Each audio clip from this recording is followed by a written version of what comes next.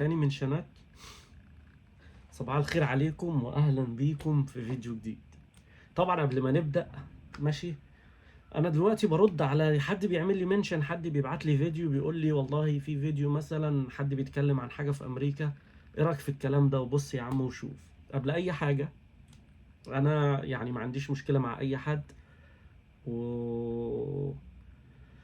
وفي الفيديو ده انا هرد عادي، اقول زي ما هو طالع عامل فيديو، انا بعمل فيديو، انا مش برد عليه ولا اي حاجة، انا طالع بس اوضح وجهة نظري في الموضوع. انا دلوقتي اتعمل لي منشن وكذا حد من عندي على الصفحة بعتوا لي، قالوا لي بص على الفيديو ده، وائل لسه منزل فيديو بيتكلم عن الاسعار والكلام ده كله. طبعا وائل صديقي، هو عشان ما حدش يجي، لان انا اصلا اول ما بتكلم في ناس بيحبوه، في ناس بيكرهوه، مثلا في ناس بتطلع تشتم عليا، في ناس بتطلع تشتم عليه، انا ولا عاوز حد يشتم عليا ولا حد يشتم عليه، انا بقول وجهة نظري. قبل اي حاجة الفيديو بتاعه صح 100%، والاسعار اللي طلعها 100%، انا مش طالع اقول ده بيألف وبقول سعر غلط، الاسعار عنده صح 100%. بس هنتكلم عن الاسعار، انا ماليش دعوه بوجهته او اتجاهاته، هو بيعمل فيديو من انهي ناحيه، بيستفز حد ما بيستفزش حد، دي حريته الشخصيه، والفيديو بتاعه ده اسلوبه والناس بتحبه، وانا نفسي بحبه انا بحب اسلوبه عادي يعني، وهو عبقري وفيديوهاته جميله وكل حاجه. بس اللي احنا جايين نتكلم عنه عشان خلينا متفقين، يعني انا مش داخل ارد عليه او اعترض على كلامه، انا داخل اقول وجهة نظري. تمام. قبل اي حاجه، انا قلت لكم قبل كده في اكتر من فيديو، بالنسبه للاسعار كل محل يختلف عن التاني، ما انت يعني انا قلت لكم قبل كده مليون مره.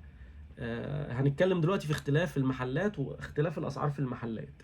عندكم محل مثلا، عندكم محل اسمه الوول مارت، الشوب رايت، البي جيز، الكاسكو، في تاني سامس كلاب، محلات الجملة، جيترو، مش عارف ايه، في اكتر من محل، الدولار تري، دولار ستور. ماشي، انت لو جيت تجيب مثلا ال 12 بيضة من محل الدولار، دولار ستور لو هو لسه موجود، لو انت هنقول جبتها بدولار، ممكن تجيبها من الوول مارت بدولار ونص، ممكن تجيبها بالشاب رايت ب 2 دولار، ممكن تجيبها من البي جيز ب 3 دولار، وهكذا. فالاسعار بتختلف من محل لتاني، يعني من اسم براند لاسم براند تاني.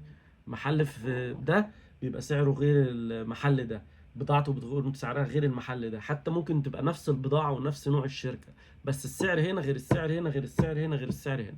ده رقم واحد، المحلات أسعارها بتختلف، الأسامي. متفقين؟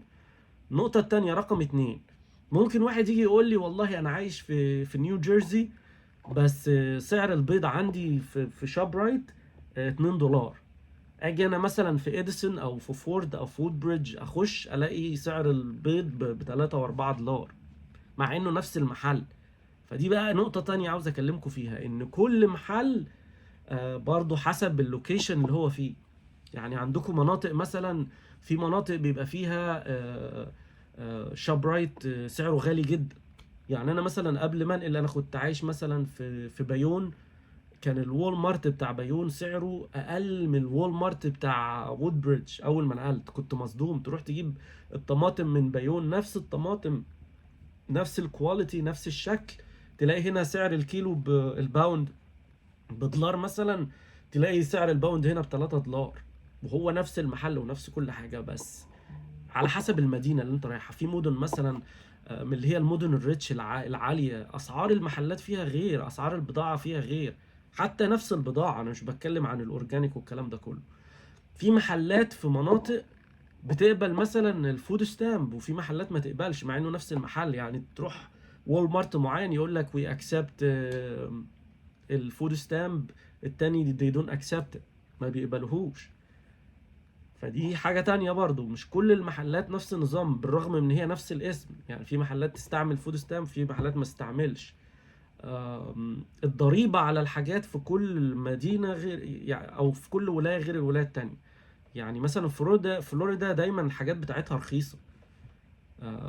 تلاقي يعني كل الحاجات اللي مطلعها دي، أنا لو نزلت صورت لكم كمان شوية في الوول مارت عندي، هتلاقوا سعر اللبن عندي مثلا 5 خمسة ونص و6 دولار، هو مطلعه ب3 وي، حقيقي مش بيكذب، انا كنت في فلوريدا هناك وشايف الاسعار اقل.